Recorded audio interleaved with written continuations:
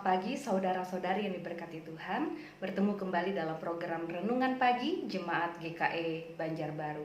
Nas firman Tuhan yang mendasari perenungan untuk kita pada pagi hari ini yaitu dari 1 Raja-Raja pasal 17 ayat 7 sampai 16 dengan perikop Elia dan janda di Sarfat. Silakan saudara-saudari membacanya dengan lengkap secara pribadi, dan pada saat ini saya akan membaca ayat 13 sampai 16. Dan saya memberikan tema untuk renungan pagi ini yaitu pemeliharaan Tuhan bagi orang percaya. Sebelum kita membaca dan merenungkan firman Tuhan, mari kita berdoa. Bapa, kami bersyukur kepadamu, kami boleh ada sebagaimana kami ada saat ini. Kami percaya semua karena kemurahan-Mu bagi kami. Dan terima kasih pula atas firman-Mu yang Engkau nyatakan bagi kami, yang menjadi dasar dan pedoman bagi kami menjalani kehidupan sebagai orang-orang percaya. Sebentar kami hendak membaca, mendengar, merenungkan firman-Mu Tuhan. Tolonglah kami untuk mendengar dengan baik, memaknai dan menghidupi firman-Mu di dalam kehidupan kami. Terima kasih Bapa, di dalam nama anak-Mu Tuhan Yesus Kristus kami berdoa. Amin. Saya bacakan 1 Raja-Raja pasal 17 ayat 13 sampai 16 yang berbunyi demikian. Tetapi Elia berkata kepadanya, "Janganlah takut, pulanglah, buatlah seperti yang kau katakan, tetapi buatlah lebih dahulu bagiku sepotong roti bundar kecil daripadanya, dan bawalah kepadaku, kemudian barulah kau buat bagimu dan bagi anakmu.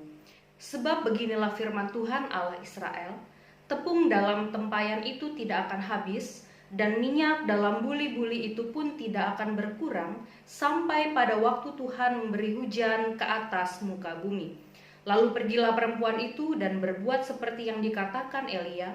Maka perempuan itu dan dia serta anak perempuan itu mendapat makan beberapa waktu lamanya.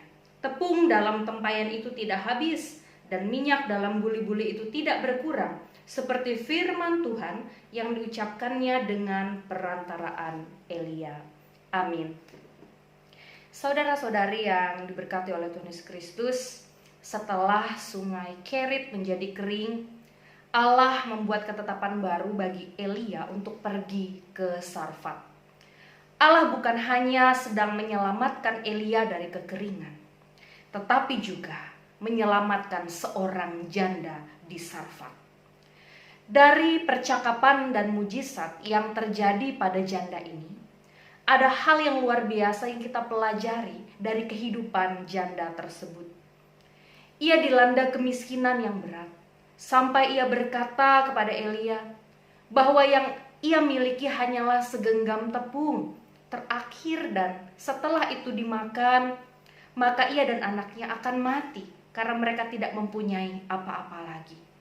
Dari apa yang dikatakan oleh janda itu tampak jelas bahwa mereka sedang diambang keputusasaan dan bersiap untuk keadaan yang terburuk bagi mereka, yaitu mati kelaparan. Tetapi ketika Elia menyampaikan maksud, kehendak, firman Tuhan kepada janda tersebut, bahwa Tuhan akan membuat tepung itu tidak akan habis, janda itu tidak banyak berkata-kata, melainkan ia percaya kepada apa yang Tuhan katakan kepadanya melalui Nabi Elia. Saudaraku yang terkasih, janda itu bukan asal percaya saja sebagai pemanis bibir di hadapan tamunya, yaitu Elia, tetapi ia benar-benar percaya kepada apa yang Tuhan katakan. Ini dibuktikan dengan keberaniannya untuk membuatkan Elia roti dari tepung terakhir yang ia miliki, dengan resiko jikalau ternyata Elia berbohong, maka ia dan anaknya akan mati kelaparan. Resiko itu ia ambil karena ia percaya Tuhan tidak mungkin mencelakakannya, sehingga perkataan Elia dilakukannya. Saudara-saudari yang terkasih, dari kehidupan janda ini kita belajar bahwa ada banyak cara Tuhan menolong umatnya, orang-orang percaya yang menderita, yang kesusahan, yang dalam pergumulan, termasuk dalam hal kecukupan akan kebutuhan sehari-hari. Terkadang Tuhan menyadarkan bahwa dalam kesusahan kita masih bisa hidup dengan lebih sederhana lagi, misalnya dengan berbagi apa yang masih ada pada kita kepada orang lain. Sayangnya, ada banyak orang yang merasa dirinya paling menderita, sehingga ia tidak sanggup untuk melakukan apapun untuk Tuhan dan untuk sesamanya. Dalam kesusahan apapun, hendaknya kita harus belajar untuk percaya kepada kuasa Tuhan dan sedia bertindak melakukan apa yang Tuhan mau. Sebab seringkali dengan cara itulah pada akhirnya Tuhan membuka jalan berkat untuk kita, bahkan untuk orang lain.